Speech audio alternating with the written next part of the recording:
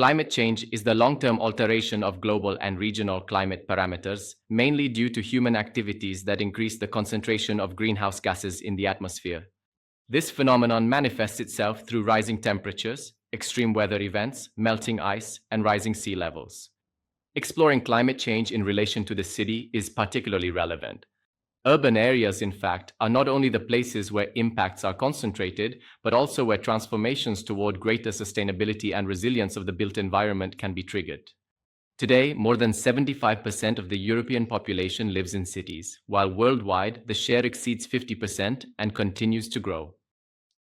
Yet cities occupy only about 3% of the Earth's surface, excluding bodies of water.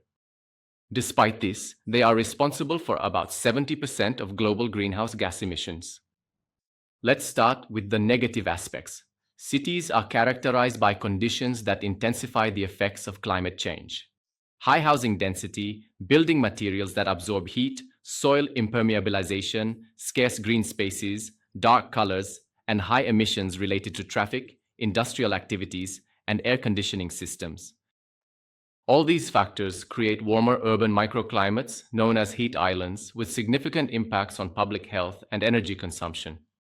In this sense, cities contribute to the causes of climate change, but they are also directly vulnerable to its resulting impacts: heat waves, floods, droughts, and severe weather events.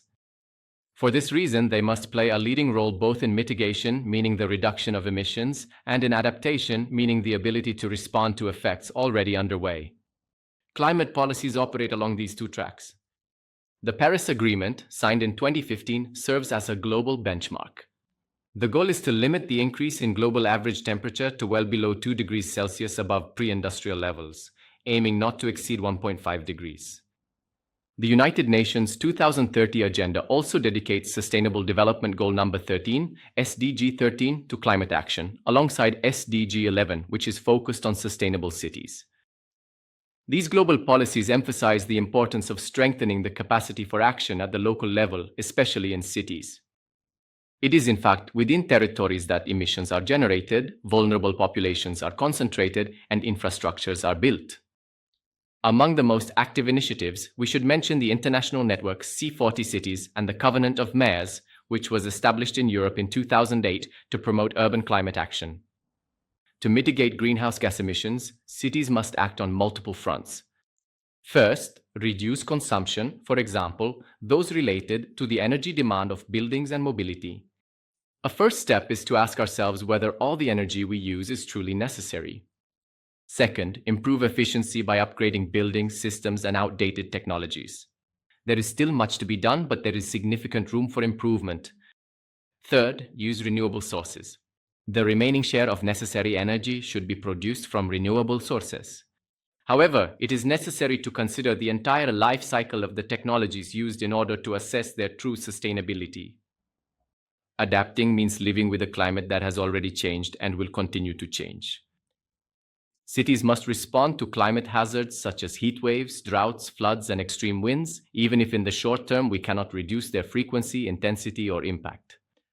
The climate risk equation teaches us that we can act on three levers: exposure, protecting people, infrastructure, and biodiversity, perhaps by relocating particularly exposed functions or communities.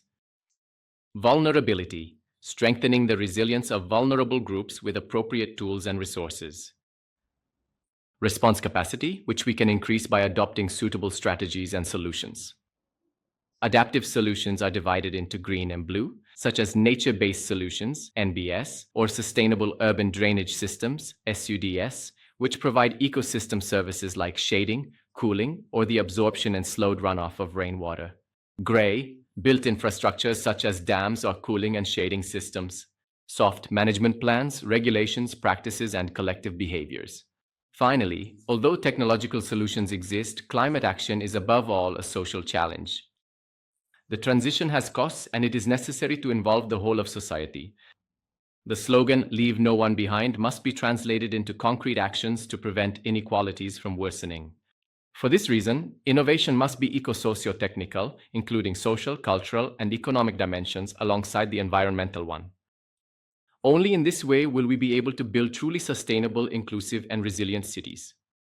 All of this requires the development of genuine transformative urban capacities geared toward guiding the transition in a systemic, fair, and participatory way.